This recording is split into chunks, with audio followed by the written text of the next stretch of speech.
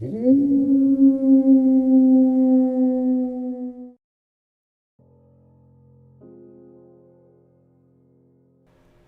you want to lose your grasp on reality and destroy your complete sanity, just listen to the clock. This will not be easy, let me tell you right now. This is not something to mess around with. It's just an easy way to lose your mind within the confines of your own home. But there are a couple of guidelines to follow. First, pick a room with no windows. It can be a room for anything, but it just can't have windows. Second, you can start at any time in the day, even if you wish to start at night, for the process will take exactly 24 hours to complete. Third, cancel all appointments you have for that day, and turn off your phone if you have to, for there can't be any distractions for you to focus on. Fourth, make sure it is a calm and quiet day outside, and not windy or storming outside. Lastly, to start the process, you must go into the room you picked, put a clock inside. The clock must make the distinct tick-tock sound when every second passes. Turn off the lights and light a candle. That candle will be your only source of light. Once you've done all that, I honestly want you to ask yourself one question. Do I really want to do this? If your answer is yes, then may God have mercy on you. I am here to merely prepare you on what to expect. Alright, let me tell you a little bit of information about the procedure. Back in the mid-1800s, radical members of the Christian, Muslim, and Islamic faith used it as a way to connect with God. It was kept under wraps due to its extreme nature and unusual method to connect with the supernatural. During the procedure, they would have been in constant prayer and worship, but would eventually stop due to the events that would happen afterwards. The clock represented life on Earth and how short it can be, and the candle represented God as the only way of guidance through life. More often than not, each person that would go through the procedure would lose their minds, and within a day, and due to their insane actions, would kill themselves from what they claimed to have seen. But if you were one of the lucky ones, you could keep your sanity, like me. Okay, now, here is what to expect. The first 3 hours are the least eventful, mainly because nothing really happens. But prepare yourself in these hours. These are the only hours in which you may leave the procedure. In the 4th hour, you will not be able to escape by any means. The lock on your door will lock by itself, and you will have no methods to move it. In the 5th hour, you will start to sweat profusely, and will start to have feelings of anxiety. You will start to look behind you many times, and every time, there will be nothing there. In the 6th hour, you will hear noises. Not noises from the house or from outside, but thuds and thumps throughout the hour in 10-minute intervals, with each noise getting louder. In the 7th hour, you will pass out and dream. But this will be the only pleasant hour throughout the process. You will dream about the best moments in your life. Every great accomplishment, wonderful memory, and friends you will have made will appear before you. It will have been the best dream you have ever had in your life. Even events from the future can appear. At the beginning of the 8th hour, you shall wake up. But when you do, you will feel an extreme sense of elation and comfort, similar to the effects of smoking marijuana. Now, for some, this could be considered another pleasant hour, due to the feeling of the drug. But what comes after will be the start of your suffering. In the 9th hour, you will, in a sense, go from one drug to another. Your feelings of happiness will change to that of extreme adrenaline and energy, similar to the effects of any stimulant drug. But a warning, you must try your hardest to keep yourself under control. You're unpredictable. There's no telling what you will do in this state. In the 10th hour, you hopefully have had minimal injuries from the last hour, but now you will start to feel normal, and your feelings you previously felt will subside. Now, you will hear screaming, but the screaming can vary from what it sounds like, from a little girl to a full-grown man. You will hear screaming at 6-minute intervals throughout the hour. This hour is going to feel like an eternity to pass. At the 11th hour, the light from the candle will go out. That's it. You are left alone in the darkness. You are free to think to yourself, most likely regretting the decision you have made. At the 12th hour, the light from the candle will reappear. But do not worry. This is another hour of silence. But mentally prepare yourself for what you are about to experience next. In the 13th hour, you shall pass out, much like you did in the 7th hour. But don't expect happy memories. In this dream, you shall experience every painful, heart-wrenching moment, suffering, and unpleasant things in your life all over again. Even suffering in the future, including your own death. This will be the worst dream you will ever have in your life. At the 14th hour, you will wake up. This is another hour of silence, but the silence will be broken by your own sobbing. Your tears shall continue until the hour is over. In the 15th hour, put it very bluntly, is when things start to get weird. You will talk to someone. He's not visible, but he is there. He doesn't have a name, but I'm giving him one. He is your guardian angel, but you can call him Watcher or Protector. But for me, I call him Asshole. This may seem funny, but trust me, it suits him. The first thing he will say to you is, "Ask me anything, and I shall give you an answer." You can ask him anything about your life, what will happen in the future, and why events occurred when they did. He will give you an answer, but in extreme and graphic details, and give you reasons for things you will not understand, whether it be a tragedy or a death. By the end of the hour, he will say, "Farewell," and leave. In the 16th hour, you will talk to your parents, but they do not make a physical appearance, mind you. Now, it's your turn to answer questions. They will ask you questions about what you have done with your life, and if you do not answer one of these questions, they will press on for an answer until you can't take it anymore. At the end of the hour, they will go away. At the 17th hour, you will talk to the most important guy in your life, whether it be your significant other or your best friend. He will ask you why and how you became friends. But keep in mind, he is not looking for friendly conversation. He is questioning your friendship with him, finding every mistake you have done to cripple your friendship with him. Reasoning with him will not work, and he will act like your parents did in the previous hour.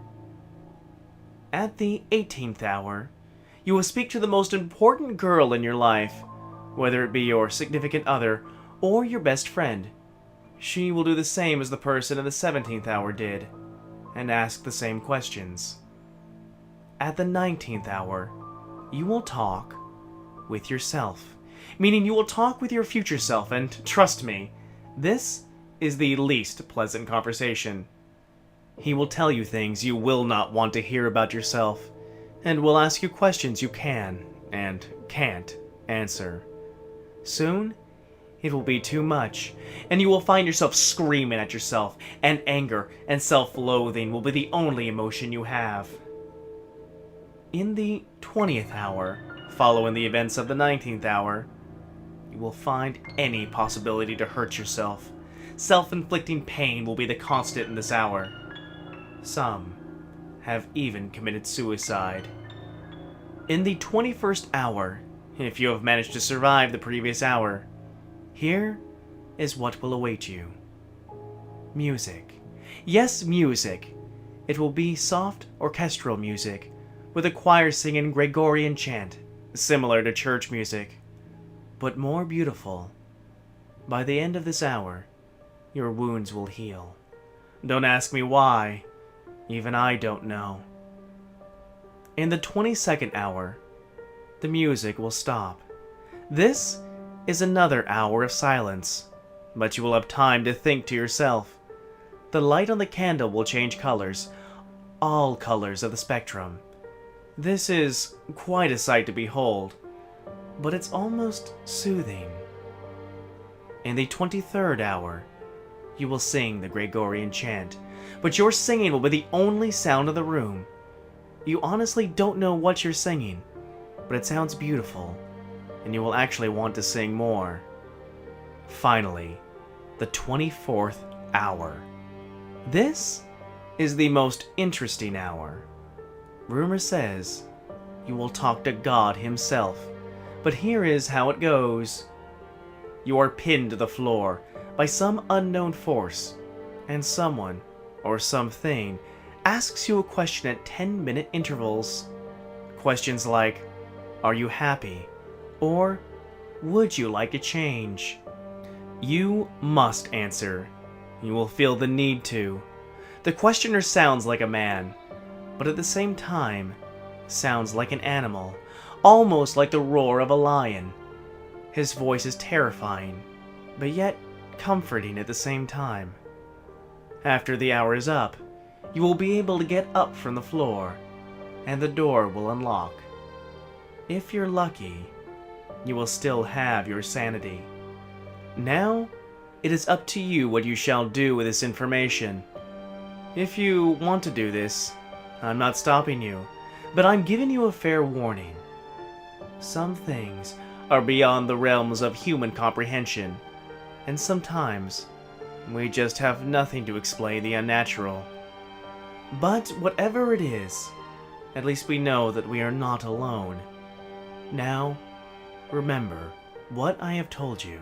If you want to lose your grasp on reality and destroy your complete sanity, just listen to the clock.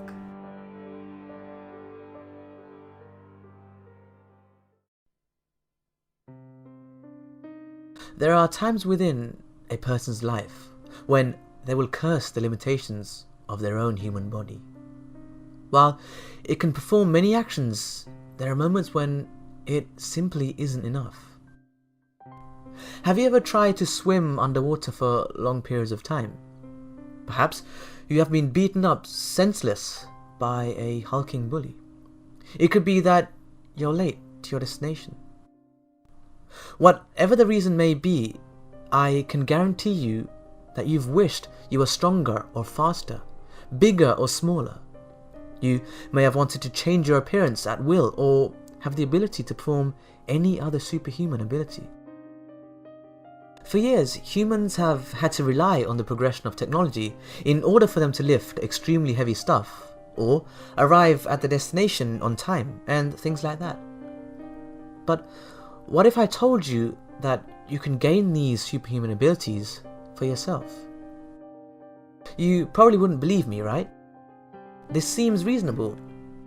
As a matter of fact, I would doubt your sanity if you did believe me. But for those whose sanity has slipped, there is a way to be granted with what you wish. The ritual to do so is not particularly difficult. No, the hard part comes afterwards. And for those who have gone through with the ritual, have never lived their lives the same way again. The ritual begins with you locating an area in which you would be alone for miles. When you do find such a place, you must fall onto your knees and repeat clearly the phrase, "Let it be known that I have forsaken the path of holiness and call unto the King whose throne lies on the sea. Twice. If the king has heard you, he will summon himself before you. He will command you to stand, and then he will ask you for your wish. You can ask him for whatever human augmentation you would like, but you can only pick one. Additionally, make sure you speak very, very clearly. The king will then inform you of the cost, which is the removal of a small fragment of your humanity every time the superhuman ability is used. He will then extend his hand. You must keep in mind that this is an extremely critical point of the ritual. The extension of the hand is his offering of a handshake. Now, you can decide to withdraw from the deal, in which case he will inflict a large cut on your hand. The king does not like those who waste his time. Alternatively, you can accept the deal, in which case you are to shake his hand. Choosing the latter option will instantly grant you whatever it is that you wished for, and the king will go back to his throne. This is the end of the ritual. Pretty simple, right? As mentioned before, at any point you activate your ability, you will lose a small fragment of your humanity. The smart ones tend to be economical with their power usage as a result, or at least they start off that way. At some point, anybody who has an ability that surpasses that of other humans tend to end up abusing it. Even though it is through tiny fragmentations, their humanity slowly withers away. There will be a time when the person with power subtly but surely morphs into a creature that represents their ability and their personality. But the person with the power will not notice this, for they have fallen so deep within the recesses of their own foul nature. All those people know is how to use their power for their advantage. Before long, they will have completely mutated into a subhuman beast with no knowledge of whom they are and where they come from. They will be slaves to their own power.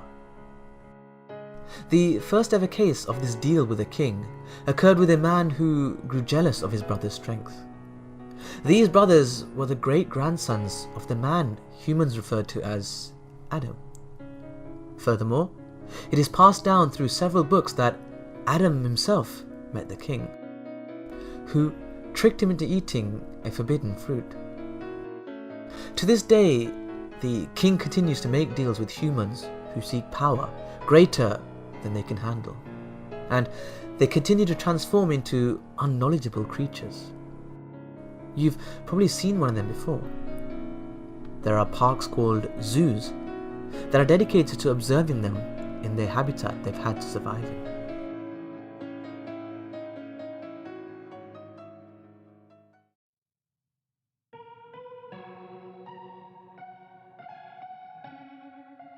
Have you ever heard of the Disney mirror ritual? Don't be fooled by its name, or its location at the happiest place on Earth. It's a fairly dangerous ritual, with a high chance of getting caught. Granted, the payoff is fairly high. It is not known why or how this ritual came to be at Disney World. It is said that each of the Disney parks has its own unique ritual, with the same consequences for failure. But the one at Disney World seems to have the most known information. This is a mirror ritual. Mirror mythology is well invoked in Disney stories. Think Beauty and the Beast, Snow White, 1 Hour in Wonderland, and such.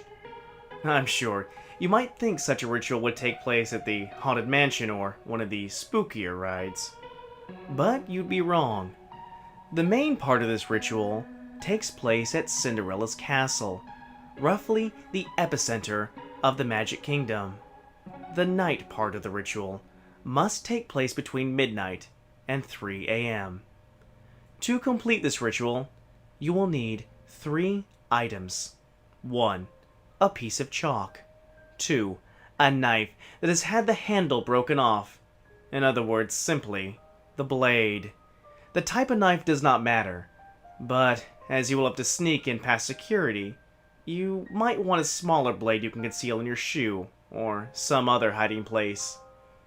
A broken shard of mirror, roughly the size of your palm.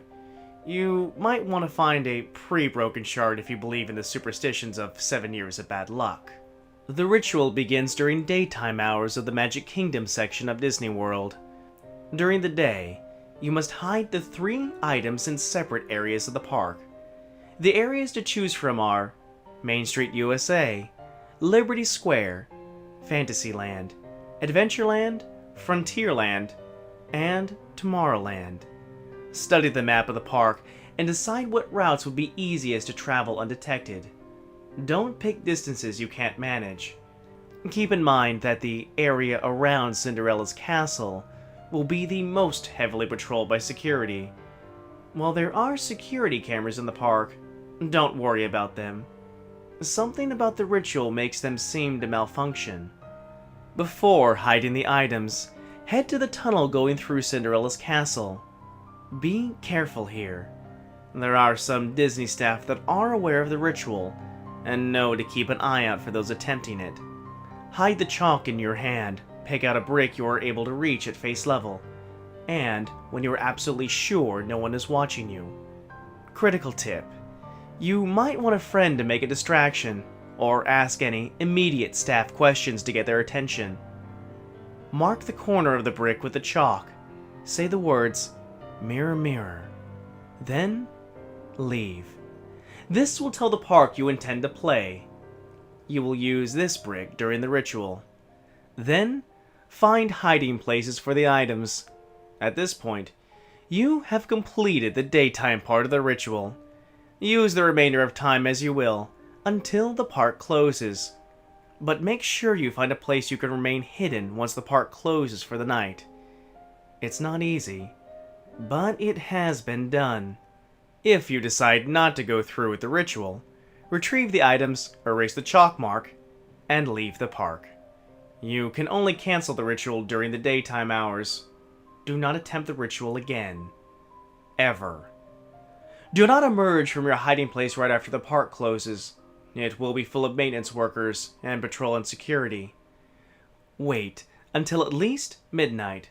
But remember, you will need to be done before 3 a.m. The security presence will be smaller at that hour, but by no means gone. Watch for the roving security guards as you make your way to retrieve your items. Retrieve the mirror shard last, or you will trigger the most dangerous part of the ritual early. If you reach any of your other hiding places and the item is gone, run. The park doesn't accept your challenge. You will need to reach the entrance and get out, or even get yourself busted by security, which will be a much preferable fate. Once you retrieve the mirror shard, you will begin the second, more dangerous phase of the ritual. Security patrols are no longer your concern. They will have mysteriously disappeared, or gone dark. You may see a flashlight beam way off at the distance, but they will not come close to you. Some chalk this up to magic. Others theorize that completing the steps until this point triggers a parallel dimension of sorts within the park. Regardless of the cause, you have a new concern. Make haste and head towards Cinderella's castle. But once again, try to stay out of sight. Use the mirror shard to look around corners and behind you, and keep the broken blade in your dominant hand. You are on the lookout for figures that have been dubbed the False. The False take the form of Disney mascots you might see during the daytime. Don't be fooled. The paid Disney mascots went home hours ago. It's not exactly hard to tell the difference.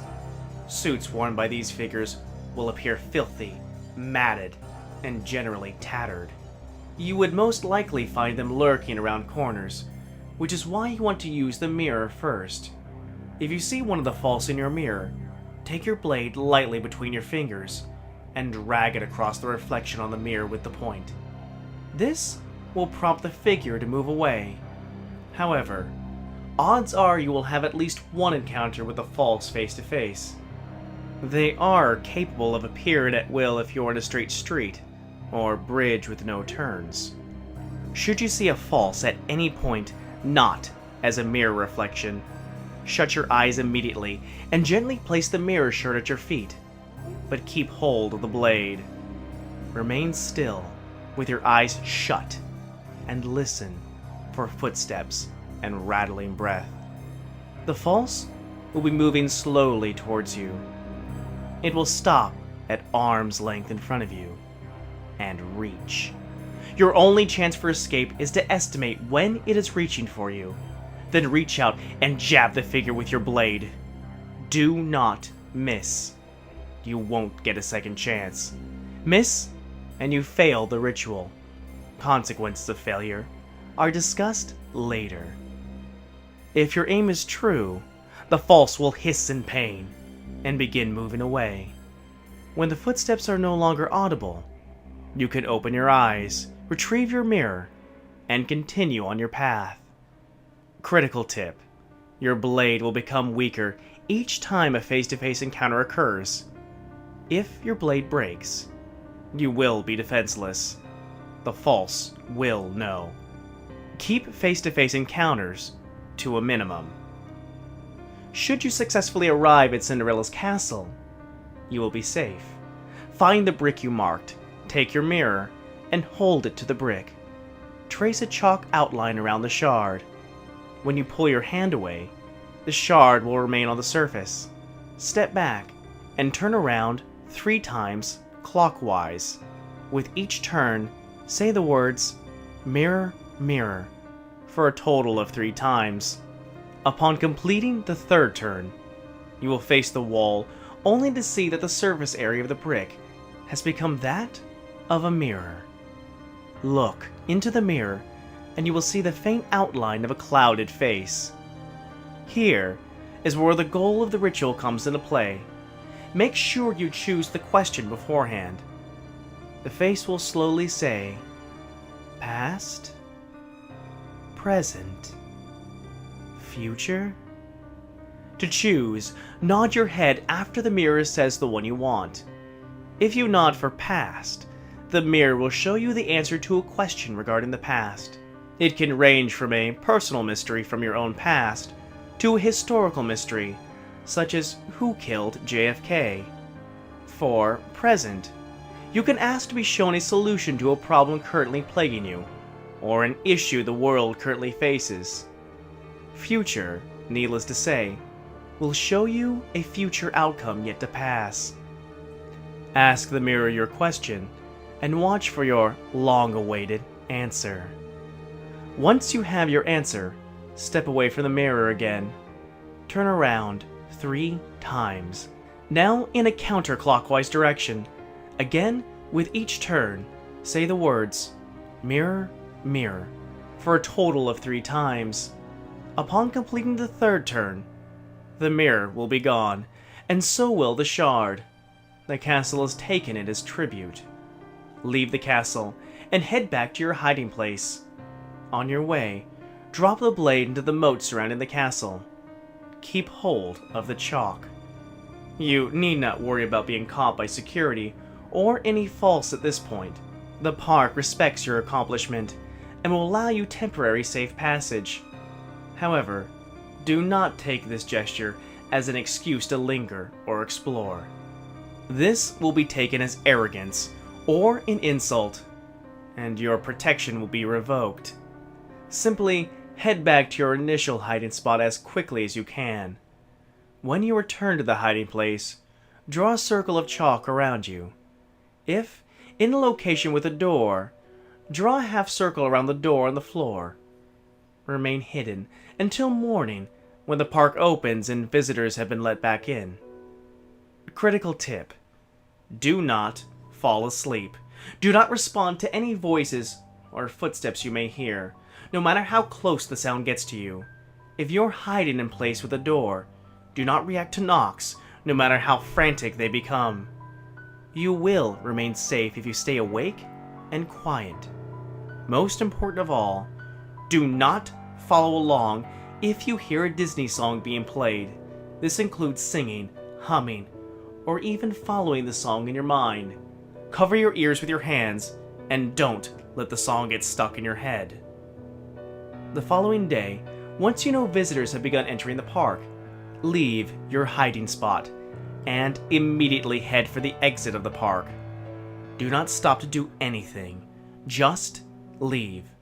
Drop the chalk at the entrance. And once you have left, never return to Disney World. Ever. The park knows you, and your welcome has worn out.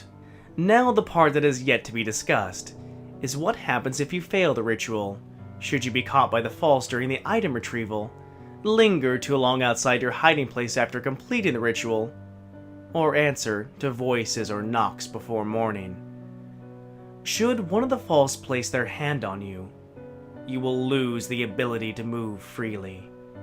If you return to the park after successfully completing the ritual, you will encounter a false that no one else will appear to see. In any case, they will slowly lead you to the entrance of the park.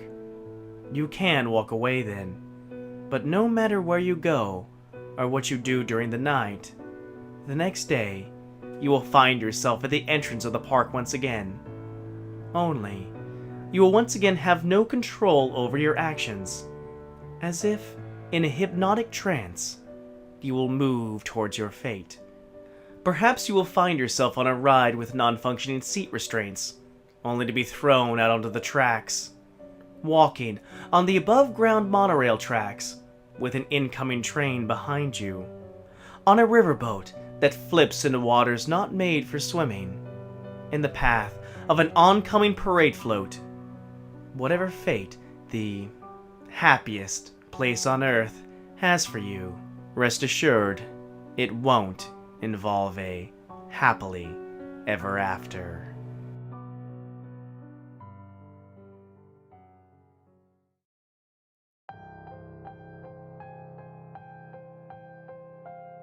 Do you have someone you hate?